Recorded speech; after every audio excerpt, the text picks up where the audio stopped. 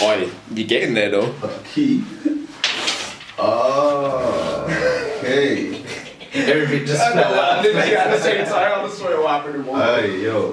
Pick one at random, bro. Pick everyone pick from the middle at the bottom, bro. Okay. Nah, that box is a joke, bro. That's Gets nice. everyone every time. Choose that one. Do you want to read it out? Yeah. You want to read it out, bro?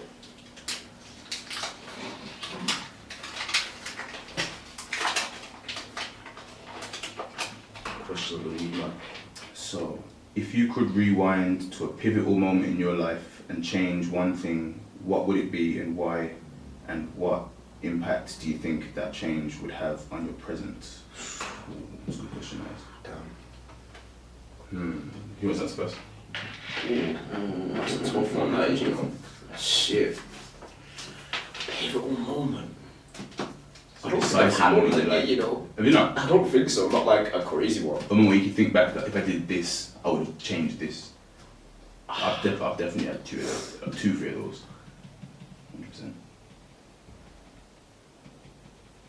I want to say more like when I was doing fire cadets. Because if I carried on doing that, I would have become a firefighter when I was 18, and if I'd actually followed through with that stuff. I mean, that was one of the jobs I wanted to do, but then I fell in love with like doing engineering, bro. Yeah. So I'd say it was that if I'd went down that route, Yeah. it would have been being a firefighter or doing something to do with that. So I'd say that's one pivotal moment for me. If I'd made that change, my whole life would be completely different. Yeah. With my job role anyway. I reckon we'd still be doing this though. I reckon me and Carl would still say, oh yeah, we should have started doing this podcast, but Yeah. I feel like my job role outside of this would have been completely different. Yeah.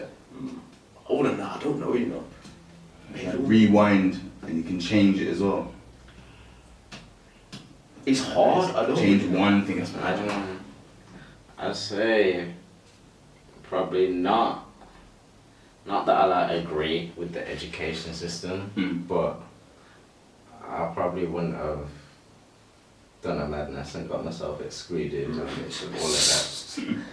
Because it kind of like made life after school long for me. Just not having any GCSEs and shit. It's just It's a couple so steps back in it, bro. Yeah. Yeah. Makes So things I harder for you. would. Yeah, I'd I'd say- fix up on this one. I'd say for me, I was living in America, so I'm 30 now. Was you, bro? Yeah. Oh, I swear down. Do you know? No, I didn't know you was Yeah, from Where in I moved America? Florida. So I Swear moved to down. Florida at 20, so I was there for just over 3 years. Genuinely didn't know that, you know. Oh man. Now, so for me, so where I messed up is now is, basically it was partly ego, and it was partly inexperience. So I was always track and field. Like I was like, you know my background, my mom's coaching, and I was always track and field. You're still doing that? You still do that, That's yeah. it, bro. Smash Just been me. doing that for years. Just doing that Really, thing, man. Just doing that thing. But like, I basically, before I went to the trials in America, because I was on like a scholarship in the UK playing football, but it was just kind of thing just to get some extra grade, get some extra qualifications and just play football, because I didn't actually know what I wanted to do at 20. So I was like, okay, cool. And I think it wasn't even 20, I think it was 18 I started it. So it was I was young in it, so I was like, yo, I don't know what to do, so I just jump on this course 2 years, see what happens. Did really well, and I got interest from these American scouts that were building teams over there and stuff like that, and getting people into university in Florida. So because I'm from the UK, and obviously I'm thinking we're playing football in America, Yeah. I'm using the English mindset, oh, we're better than them anyway. Like, I can half-ass this and I'll smash it. Half-assing it costs me so much money. So put it like this then, with the scholarship offers, the way it works is you've really got to show out in these games. Like in these trial games, all recorded and it gets sent to the university coaches.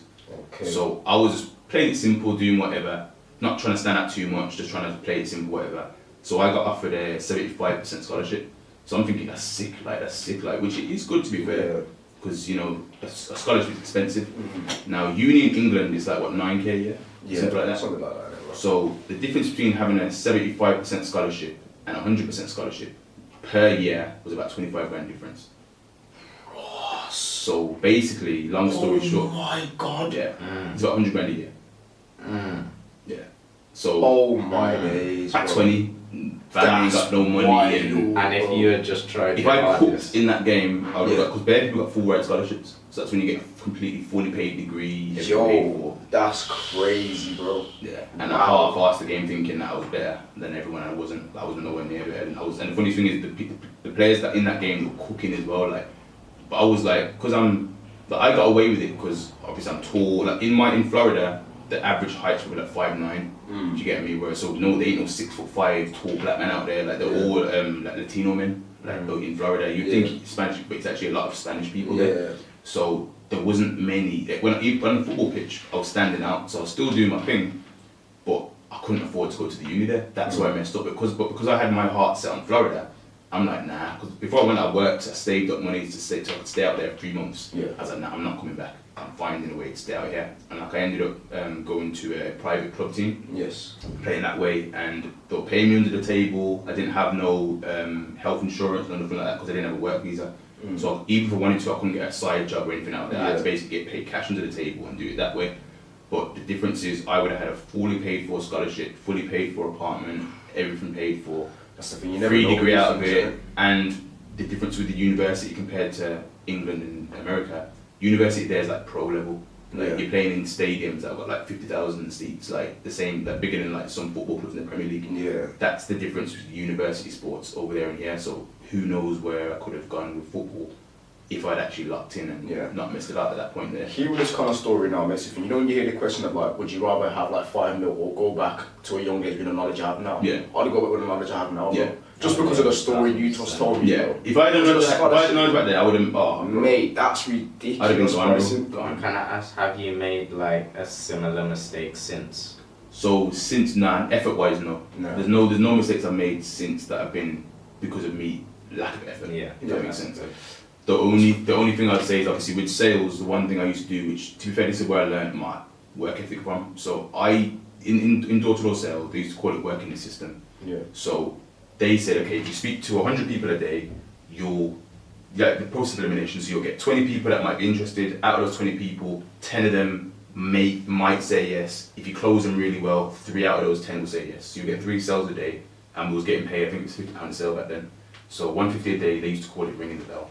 So if you do 3 sales, then you're smashing it. Like 150 a day is good, decent money at that age. So I was like, cool.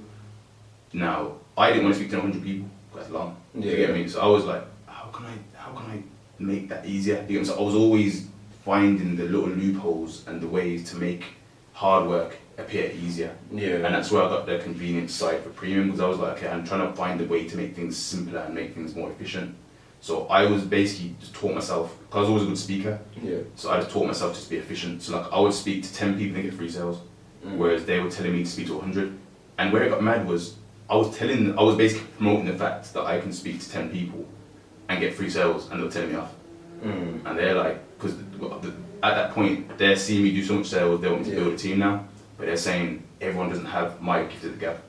So I can't teach people to speak to 10 people and get 3 sales. That was my problem. I was trying to do it my way and assume everyone else can do it. Do you know what I mean? Like, and it weren't working. So I had to basically, even though I don't believe in the system because I'm efficient, I had to basically teach everyone else this system so that they can do it. They can do it their way. Do you know what I mean? It's like, it's a crazy job to have, but I genuinely think I'll struggle in sales, you know. I really think that's just not what I'll be doing, bro. It's not easy, bro. And you know what, my little cousin just got into, he worked for Scottish Power now, and he's smashing it as well, bro. He's just turned 18. I think in his first day, he got 2 sales, you know. In his first day, I was like, damn. That's what I'm saying, like, some people just got it. The good thing about it now, it's cost of living crisis, so, and you actually are trying to save people money, so it's like, if you can sell someone £30 a month on their gas and electric, every little helps. Bro, of course. That's something you could put, you know what I mean? That might cover this bill, might cover that bill, that extra £30 spare you've got now. Food shopping, innit, bro? You never know. This is it, bro. You know. Because in this day and age, you can't go out no more without being a damn fucking mortgage price. Everything's the problem, bro. Every shop's cheap, right? And the problem is, the price of everything's going up, but the wages aren't. So it's like, people are actually having to kind of make, I've got to stop having this now to be able to have this. You're having to compromise. Yeah, bro, it's like, it's bad, man. Not having nicer things just because they just want to put up people's wages. Wickedness.